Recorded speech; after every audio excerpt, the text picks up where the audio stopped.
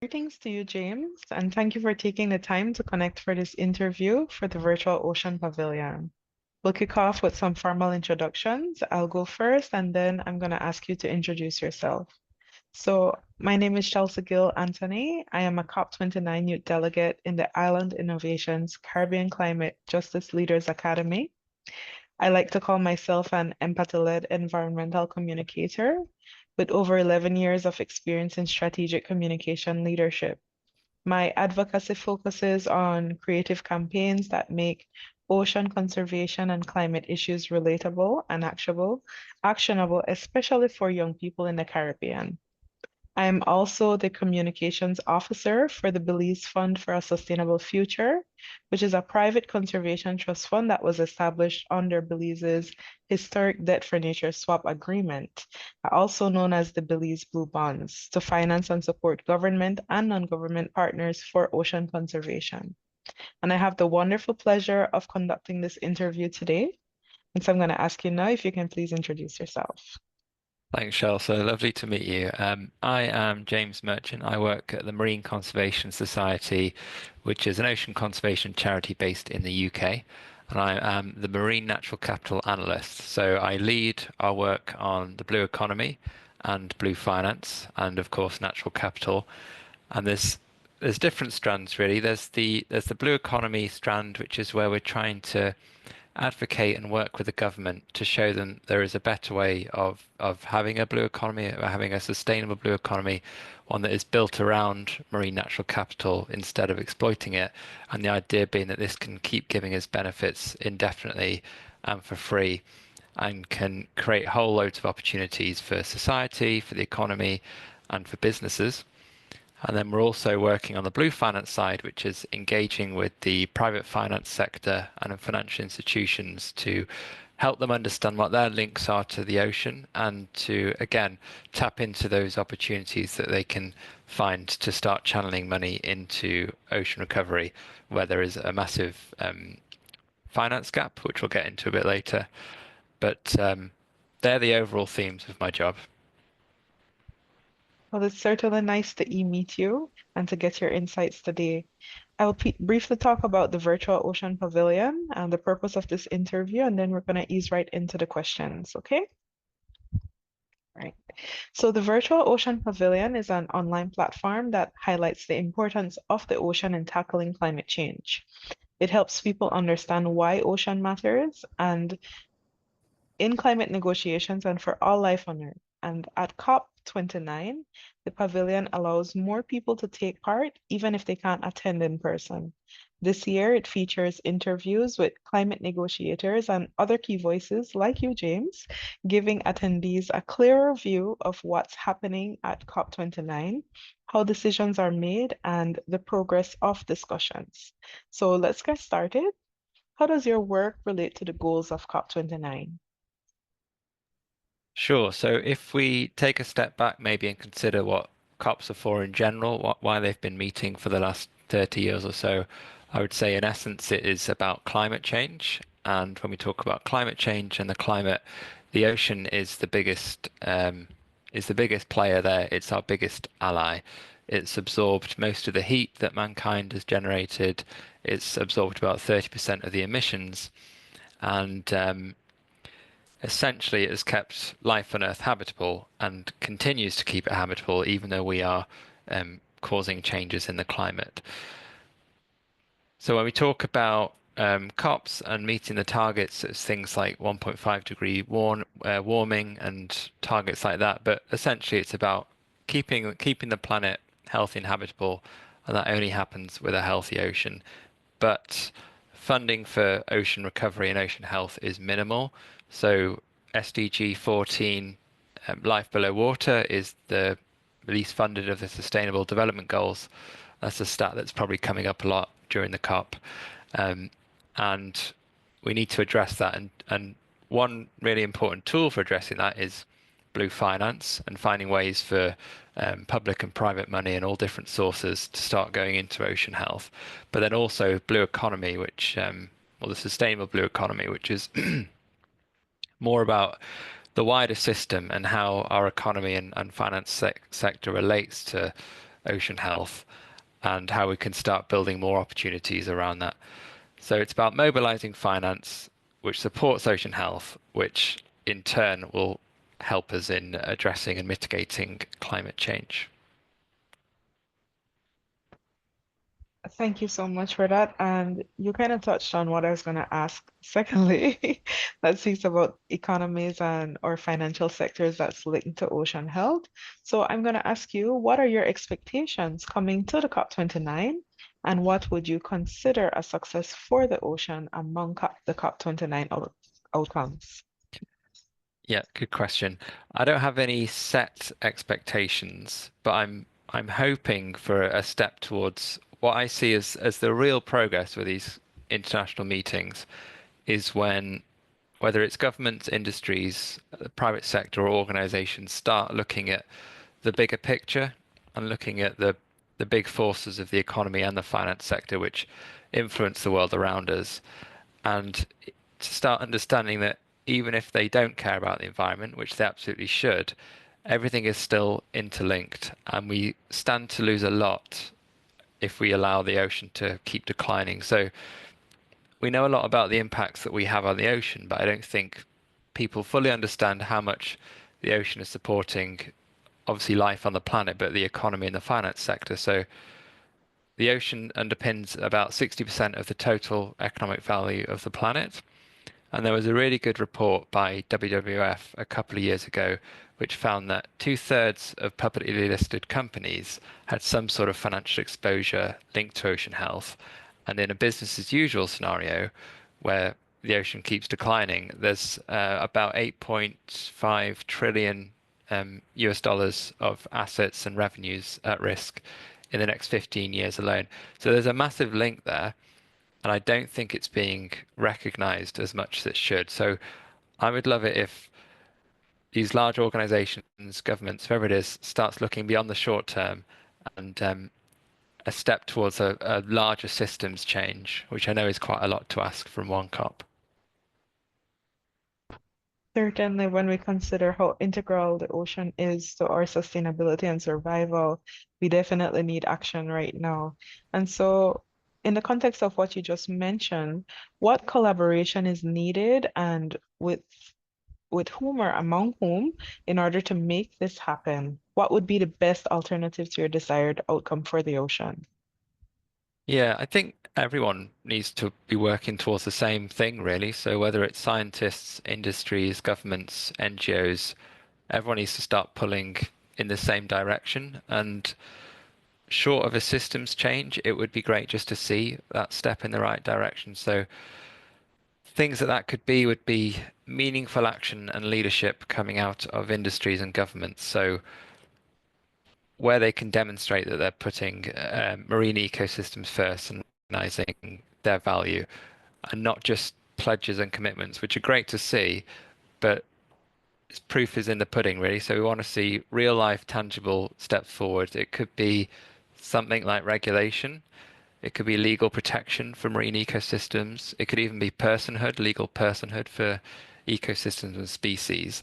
And then within the finance sector and the industries, to see them moving money away from things that are harming key marine ecosystems and actively putting money towards things that are protecting value and supporting those ecosystems that they depend on. Certainly. And when we think about actions, like you mentioned, we would want it to be legally enforceable and meaningful, like you mentioned. So, what strategies or mechanisms should be explored to close the ocean finance gap? I think an obvious one on the blue finance side is to start using blended finance. So when we talk about getting finance into things like ocean restoration projects or blue carbon projects, for example, some of these projects, well, a lot of these projects will be too small or too risky to attract large-scale institutional investment, or they won't deliver the returns that would attract that investment. So I think first and foremost, we need to scale up and de-risk those projects, and that's where government spending and public spending can be a really useful tool to make these projects more economically and financially viable to then bring in the private sector. And there's different tools available to help do this, and we've seen them used around the world already. So I'm thinking about things like blue bonds. This is something I'm trying to propose that the UK government starts issuing because I think blue bonds is a tool available now. We can replicate existing green bonds, and it creates finance in the short term that can be used either to scale up these projects, as I talked about, or laying more of the enabling conditions to bring in the wider finance. I think looking beyond just returns and things like this, governments should also start looking at blue finance and spending on ocean recovery as a sort of infrastructure investment. So if they spend that money now, it's going to create social gains and economic benefits down the line that'll be worth more than the initial infrastructure investment. And in terms of what strategies can be used, I think blue economy strategies are really good. We don't see many of them. There's not many countries that have dedicated blue economy strategies, but if they do, it really helps bring together all those stakeholders I mentioned before and get everyone on the same page and working towards the same goal, which would just be a bit more efficient, I think, than the way it is now. Yes, definitely. And you mentioned about attracting private sector as well, tying it to see for them to understand how it benefits and links to their operations, as well as strategies like the blue bonds, which from a personal perspective, working in this space, I can say that for Belize, the beneficiaries, they're really appreciative of this mechanism because it seeks to put finance where it wasn't before in such a in a long-term scheme. So what do you think that might be contributing to the lack of funding in nature-based solutions, and what would you recommend to increase the funding here? Another good question. I I like to use the iceberg analogy if you're familiar with systems thinking. So this is if you imagine an iceberg, what we see is the bit above the water, and that's where all the attention goes. But actually, the bigger weight of it is below the water. So when it comes to ocean finance, I think we focus on getting the funding in and making projects financially viable, and then dealing with the challenges around that. So things like data issues or creating natural capital markets, really important work and work that needs to be done. But I think the deeper issue that I'm arguing is more how does our economy, industries, governments relate to and understand ocean health in the first place? So I think to increase funding, we absolutely need to address those things like data challenges and establishing markets, but also we need to put the enabling conditions in place, like I mentioned. So that's where governments have a real big influence. And there are tools available to help do it. And I think Belize is a brilliant case study of where we've got really good work already underway that we can look to replicate. I think meaningful protection of marine ecosystems, that takes away a lot of the risk if you're talking about getting private finance into a natural asset. The financiers want to know that that asset's still going to be there in 10, 20, or 30 years' time, or it won't be destroyed by various threats. So there's quite simple things that governments can do, things like regulation, using tools like blue bonds and creating blue economy strategies. And these things together, I think, would start creating quite literally better environmental conditions to support projects, but then better economic and financial conditions as well to start bringing in more finance and sort of accelerate everything. How can nature-based solutions be used to protect economic and financial value while also creating some economic and social opportunities? Yeah, there's different ways. So in protecting value, there's quite a few ways that nature-related risks become financial risks. And ocean-based solutions are really good at reducing the impact of those risks. So I use the simplest example I can that's easiest to visualize, and that is coastal flooding and erosion, which is a growing problem as sea levels rise and storms become more frequent with climate change. Flooding and coastal erosion is going to cause disruption to businesses. It's going to cause increased costs and damages, things that we don't like. It's also going to be a risk to investors that are invested in industries, businesses that are at risk of flooding and erosion.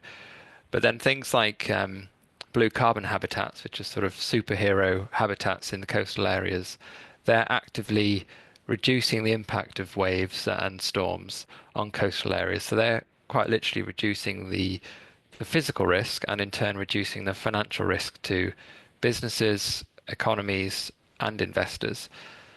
So if we want to use these as a tool for protecting value, we need to start moving money away from things that damage those habitats. It could be anything like bottom trawling or chemical or sewage pollution, and move money towards restorative activities instead.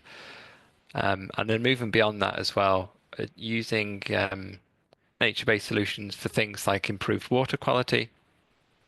That will improve the environmental conditions for a lot of sectors that depend on good water quality. So things like leisure and recreation, ecotourism, which are actually very lucrative sectors when we talk about the blue economy, and they rely on a clean environment, and we can address the threats in the first place, but also use these nature-based solutions to enhance the environment more as well. As you spoke, I was thinking one of the questions that keep arising in spaces here, well, in Belize, is how do you balance love and care for the ocean with economic development? And you did mention some stuff like with ecotourism, but would just like to explore a little bit on that. Yeah, it's a really good question because working in natural capital, it can become quite analytical and almost removed from the fundamental thing that we're trying to protect. And I do think that a love and appreciation for these species and ecosystems is ultimately a more powerful motivator than analysis or even finance. So I think it's important to embed that into what we're doing, and also it might be something we touch on later to involve local communities as well in all of these projects, because there's a lot of case studies and research shows that projects succeed best where local communities are buying into it and supporting, and they have a intricate, often long-held traditional relationship with the ocean that is so important to making this work. So I think you have to embed that into this as well. You can't purely approach it from a financial or economic perspective. And that's something I think we need to be aware of, even in the work I'm doing, not to overlook what is the fundamental motivator behind all this. It's that we want to protect our species and ecosystems and then benefit the people that are responsible for those. So it needs to be a bottom-up approach, really. Starts with the ecosystem, then the benefits have to feed in through the communities, and then trickle in and higher up into the economy. So I've gone around the houses a bit, but hopefully I've answered your question. You have, and we're moving into the social context now, as you mentioned. What is the role of Indigenous peoples and local communities in scaling up these ocean-based solutions? And what is needed to make sure that they are a part of the solution? Yeah, it's massive and essential, really. As I mentioned, if we want projects to succeed, and I'm thinking again about blue carbon projects, things like mangrove restoration projects, they've all done best when local communities have been involved, because local communities are at the interface of what we're trying to do, and they are stewards of the marine environment. So they have to be a part of it. And then looking beyond that as well, local and indigenous communities understand the local environment better than anyone. It's steeped in the culture, um, and there's experience that goes across generations. So I think the realistic and best approach would be to structure that entirely around local communities and indigenous communities, because they know what they're doing essentially more than anyone else. So it makes sense to put them in charge and front and center, and then leading in a way that's most effective, really, because we want these things to succeed. So we need those that understand them best to be heavily involved and leading, really. Certainly, and we can definitely appreciate the need for action to be centered around respecting traditional knowledge, as you mentioned, and those who stand to benefit and are affected by these solutions. So, what do you consider the biggest barrier to incorporating coastal and marine ecosystems in climate discussions? I think one of the biggest barriers is that it's just out of sight, out of mind to a lot of people. We conduct our lives often in cities, very much on land, and we forget that life on Earth is being shaped and powered by the ocean.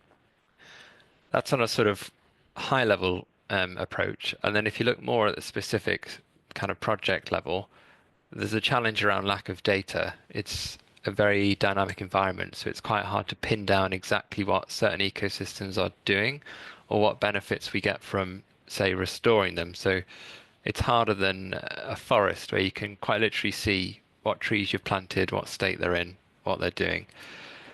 But maybe another problem is shifting baselines, particularly around the UK. We probably forget what the seas used to be like and what they could be like again. I'm thinking very clear, clean waters. A lot of people won't be used to seeing that, even something as simple as that. So they don't really know what we are missing. So it can help to talk about that and try and envisage what could be achieved with a healthy ocean. And we've lost so many key habitats that the ocean's become a bit of a dumping ground, but it doesn't need to be like that. It can be a lot more, it can be a healthier ocean and we can have a much healthier relationship to it. And the ocean will and can provide us a lot of opportunities that, as I say, feed in through local communities and then up through the economy. So people might look at it and think it doesn't do much, but it does shape life on Earth. And I think a simple thing we can do is increase the awareness and ocean literacy across different sectors, whether it's government or industry or financial sector, and start really acknowledging why we need clean ocean and what that would look like. I once read something that said we know more about the moon than we know about the ocean Yeah. because of the lack of research or the amount of research in comparison.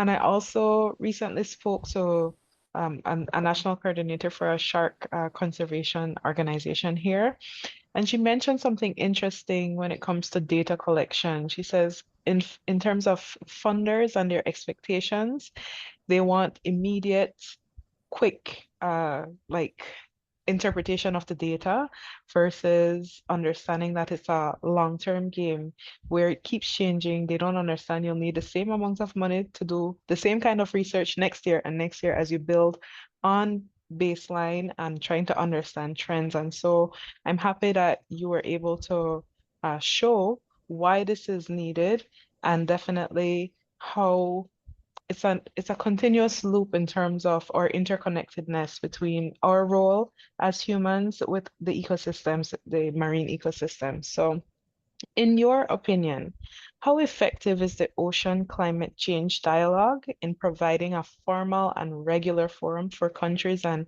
relevant stakeholders to exchange lessons learned, challenges faced, and opportunities to strengthen ocean-based mitigation and adaptation action? Yeah, big question. I think first of all, I'll go back to what you said about the data, and I think that's a really good point. I very much agree. I have mixed feelings around data because I understand how useful data will be to unlocking a lot of the solutions we need, but then waiting for the perfect data might be holding us back sometimes, and it can help just to start doing things now than wait for perfect data.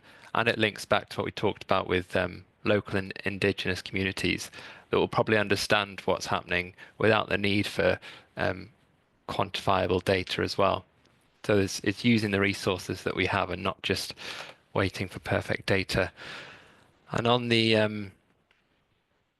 how effective ocean and climate change dialogue is, there's probably two ways of looking at it. On the one hand, it's great that there is a regular and formal get together and dialogue that's taking place because otherwise there might not be anything at all.